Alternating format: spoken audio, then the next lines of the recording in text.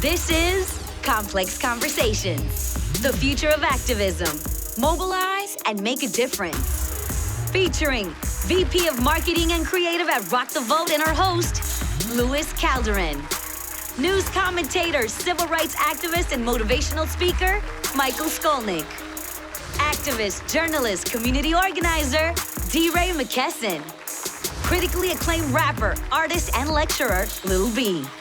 Comedian, writer, actress, and co-creator of Broad City, Ilana Glazer. You're invited to the conversation.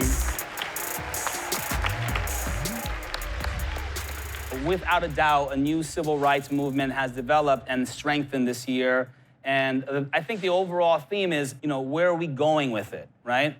Can you please tell us what is it that motivates you to speak out and join us here today? All right, so we'll begin with you. Let the white guy start. Great, thanks, Louis. Thanks, white guy. Do it, white guy. Race. I sit next to this hero here, and who I met, many years ago in Ferguson. And if it wasn't for those young people, who resisted, police brutality, that first night after the death of Mike Brown, when they showed up with dogs, and then ultimately with tanks and rubber bullets. And I think so many of these conversations would not be in the spotlight.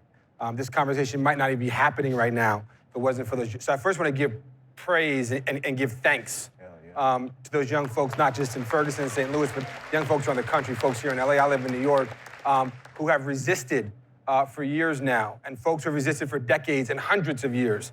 But I think a lot about race. I look at Donald Trump, and it's like he's created the White Lives Matter movement.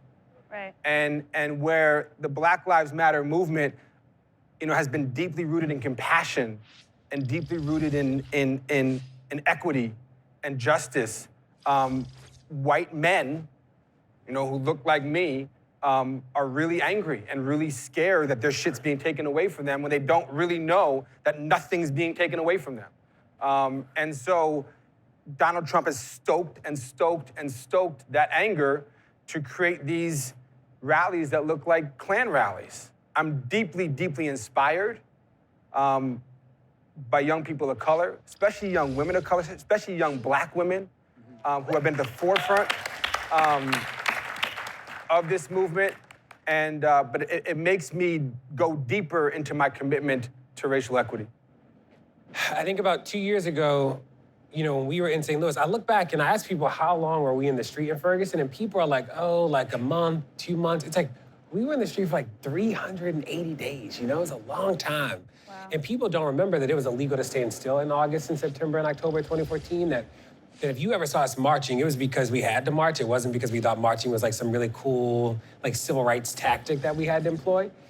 And I say all that because, 2 years later, I look back and people think of the protesters as those only of us who stood in streets. But I now think about protesters as this idea of telling the truth in public.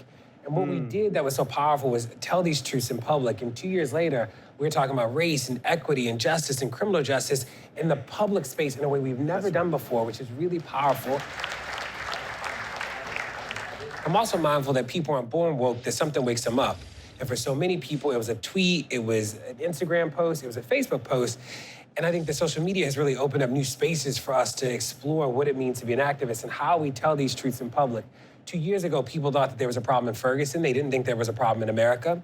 And 2 years later, people get that. They've accepted that. It's 2 years. It's been 2 years in. 2 years. That's really amazing. That's amazing. Yeah. Feels so much longer. When you ask this question of what keeps me up at night, I think that the awareness battle we have won, but this is where we've seen movements die, right? Change the language, should have changed the national conversations, and can't change systems and structures.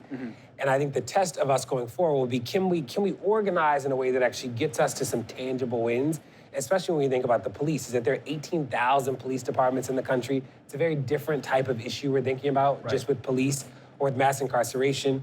You look at the presidential campaigns, Bernie, it was the protest that pushed Bernie to release his platform. Hillary, nobody ever thought Hillary would have a racial justice platform, like an explicit one, like she does. Yep. So I think that we've seen the power of people to force the conversation. I think the test will be, can we change systems and structures at scale in a way that leads to demonstrable impact? I think we can, but I think that'll be the test. And people don't remember the civil rights movement was a decade, right? That's right. We're 2 years in. So I remind people that the movement is young, that we have a lot of time left to make really substantive impacts.